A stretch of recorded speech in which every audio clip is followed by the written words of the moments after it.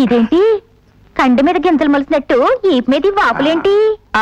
బాబా అది మేము లోకల్ గా పెద్ద మనుషులం కదా, తీర్పు చెప్పేటప్పుడు గుంజక ఆనుకుని కూర్చుని కూర్చుని వీపు మీద బొబ్బలు పొక్కినాయి అంతే.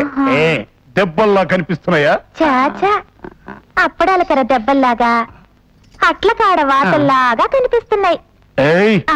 ఈ వేలు వెన్ను దత్తుడు ఒంటి మీద చెయ్యేసి బతకగలడా ఎవడన్నా? ఆడేవడరా సోడాలు అమ్ముకునే వాళ్ళగా? ఎవరది? నేనే వేలు వెన్ను దత్తుడు గారిని. వారిని అవ్వా, వేలు వెన్ను దత్తుడా? అది నేనే కదే. అవును. మరి డూప్లికేట్ గా ఎవడు?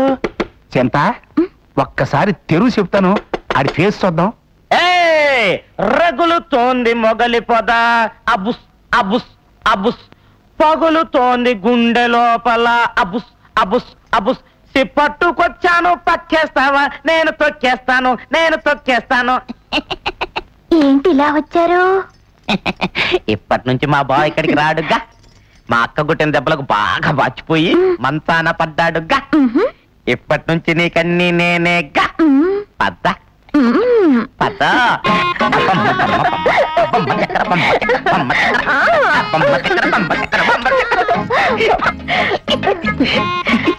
ఏంటో ఈ రోజు మిరప తోటలో సున్నం పెడతలా తెగదగా మెరిసిపోతున్నారు.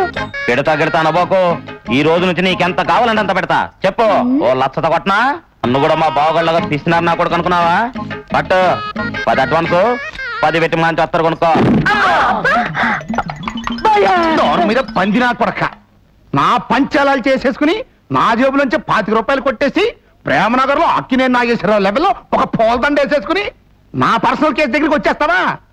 అది కాదు బాయ్యా. ఆదివారం నాడు కోతకు తీసుకెళ్లే సేవం పంది సేపు నాకు కొడక. రే బామ్మర్ది, చింతామణి నీకు అక్కలాంటిదా?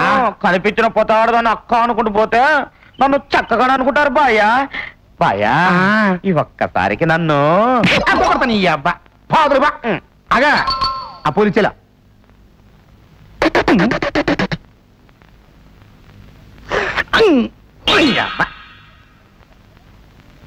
ఇంటికి రా, నీ పని చెప్తాను.